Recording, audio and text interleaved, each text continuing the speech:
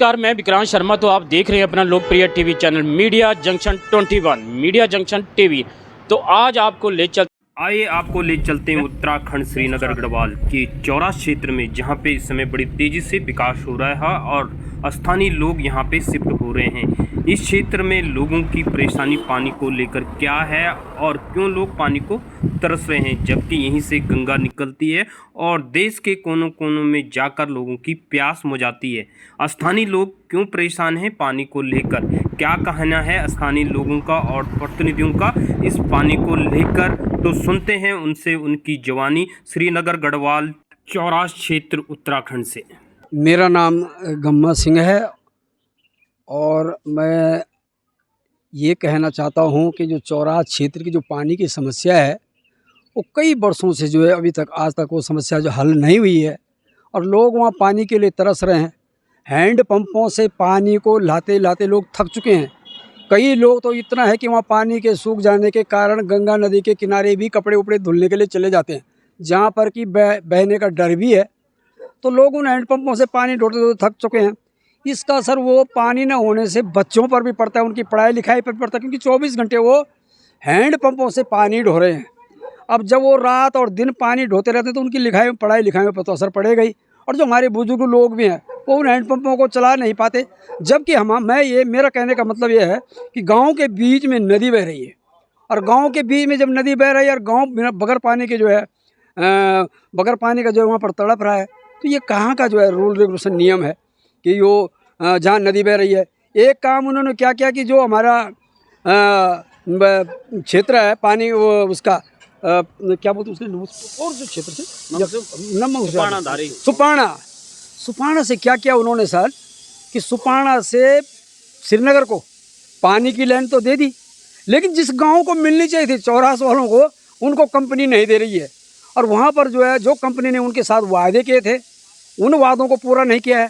आज जो लोग गांव के लोग थे रोज़गार में लगे हुए, उनको जीवीके कंपनी ने जो है बाहर कर दिया है। तो ये बहुत बड़ा मुद्दा है। पहले कंपनी उनके साथ कमिटमेंट करती है कि हम आपको रोज़गार देंगे, जब ज़मीन लेती है और ज़मीन के बाद जब उनको ज़मीन से बेघर कर देती है और उनको सड़क छाप बना देती है, उसके बाद उनको रोज़गार से निकाल देती है। तो पानी का ज्वलंत मुद्दा है चौरास में, जिससे कि सभी लोग बहुत परेशान हैं। और कई बार जो है कंपनी से कह भी चुके हैं, सरकार और शासन और प्रशासन तक वहाँ पर जो है, चाहे आपका जिला प्रशासन हो चाहे आपका यहाँ पर उप जिला प्रशासन हो, उनको कई बार जो है उनके सामने जो है महिलाओं का जत्था जा कर के कई बार जो है पानी के लिए समस्या उठा चुके हैं, लेकिन वो तब तक कोई सुनवाई नहीं हो रही है। तो मैं आप इसके माध्यम से, चैनल के माध्यम से अनुरोध करूँगा कि वो दे आए या दुरुस्त आए और पानी की समस्या हल हो जाए। ये बहुत बड़ा ज्वलंत मुद्दा है। और रोज़गार का जो मुद्दा वहाँ पर है, उस रोज़गार को दें जो उन्होंने जो है लोगों के साथ वादा किया था, उस वादा खिलाफी को न करते हुए उनको रोज़गार दिया जाए।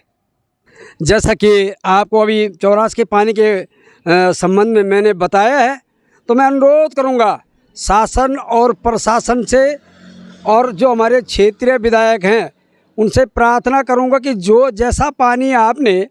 जैसा पानी जीवीके कंपनी ने श्रीनगर क्षेत्र को दिया है, उसी प्रकार से वो पानी चौरास क्षेत्र को भी दिया जाए। क्योंकि चौरास क्षेत्र की ज़मीन कटी है, चौरास क्षेत्र उस बांध से प्रभावित हुआ है, चाहे वो मंगसो नागरजा सैण हो, चाहे वो पूरा चौरास हो मड़ी चौरास में।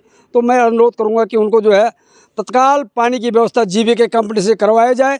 माननीय मुख्यमंत्री करें या जिला प्रशासन करें, ये मेरी प्रार्थना है उनसे कि चौरास क्षेत्र के लिए पानी बहुत ज़रूरी है, क्योंकि गंगा उनके बीच में है और दोनों तरफ सूखा पड़ा हुआ है।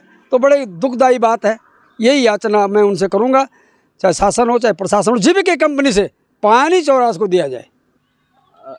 अभी कुछ दिन पहले हमारे विधायक जी चौरास में गए थे किसी कार्यक्रम में, और वहाँ पर हमारे जो बहनों ने एक मुद्दा उठाया था पानी का। वास्तव में वहाँ पे जो है पानी का बहुत बड़ा दिक्कत है, क्योंकि 2013-14 में जो वहाँ पर कांग्रेस सरकार ने 1 करोड़ से ऊपर की कोई योजना बनाई थी, तो 13 से लेकर और अभी जो है 25 लग गया। 10 साल के भीतर वहाँ पे बहुत ज़्यादा अदर क्षेत्रों से, लोस्तु बडियारगढ़ से, आपका डागढ़ से, आपका ढूंढसिर से और तमाम मतलब उधर सौराखाल से लेकर रुद्रप्रयाग तक लोगों ने वहाँ के लोगों ने मकान बना दिए वहाँ पे, और अभी जनसंख्या बढ़ गई है। तो क्या है कि मैं कहना चाहता हूँ कि जब महिलाओं ने वहाँ पर आवाज़ उठाई कि हमें पानी दो, कहाँ है पानी, तो विधायक जी वहाँ पर नारे लगा रहे हैं भारत माता की जय। ठीक है, हम भी कहते हैं भारत माता की जय, धारी माता की जय, लेकिन इसका मतलब ये नहीं कि किसी की आवाज़ दबाई जाए। मैं ये कहना चाहता हूँ कि हमारी पूर्ववर्ती कांग्रेस सरकार ने जो गंगा का पानी है चोनी खाल की धार में पहुँचाने का काम किया, और वो भी मात्र 2 साल के अंदर जो है, जिस दिन हमने शिलान्यास किया उस दिन के ठीक 2 साल बाद हमने वहाँ पर चोनी खाल की धार में पानी पहुँचाने का काम किया। गंगा का पानी चोनी खाल की धार में पहुँचा, और कम से कम उसमें जो है 65 गाँव और 105 तोकों में पानी गया।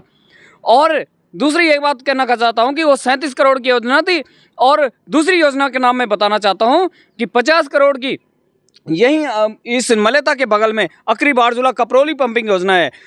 50 करोड़ की योजना ये थी, और जिस दिन शुरुआत की उस दिन के 2.5 साल के भीतर जो है कपरोली पानी पहुंचने का काम किया। और तीसरी योजना जो थी वो हडिंगदार पंपिंग योजना थी, वो भी 50 करोड़ की थी। तो हम लोगों का कहना यह है कि हम लोगों ने तय समय पर जो काम शुरू करवाया उसको करके दिखाया, उसको अमली जामा पहनाने का काम हम लोगों ने किया। सजौन कांडा पंपिंग योजना है, वो 27 करोड़ की थी, और जिस दिन शिलान्यास हुआ उस दिन के ठीक 1.5 साल के भीतर हमने उस क्षेत्रों में पानी पहुंचाने का काम किया। तो मेरे कहने का मतलब है कि हमने कम से कम लगभग 250 गांवों में पानी पहुंचाने का काम किया। और वर्तमान विधायक जी 8 साल होने को जा रहे हैं, और 8 साल पहले जो 84 में उन्होंने वादा किया था कि मैं पानी पहुँचाऊँगा, 8 साल हो गए, प्रत्येक दिन पानी चाहिए, और प्रत्येक दिन लोग पानी के लिए जैसे बिना पानी का तड़प रहे हैं। लेकिन विधायक जी को उसमें कुछ वो नहीं है, लेना देना नहीं है, उनको केवल अपनी फ़ोटो खिंचाने से मतलब है। और जब कोई आवाज़ उठाता है तो उसको दबाने का काम वो केवल भारत माता की जय करने लग जाते हैं। तो विधायक जी ऐसा नहीं चलेगा, काम तो करना पड़ेगा धरातल पे, और नहीं तो विरोध झेलने के लिए तैयार रहना। धन्यवाद।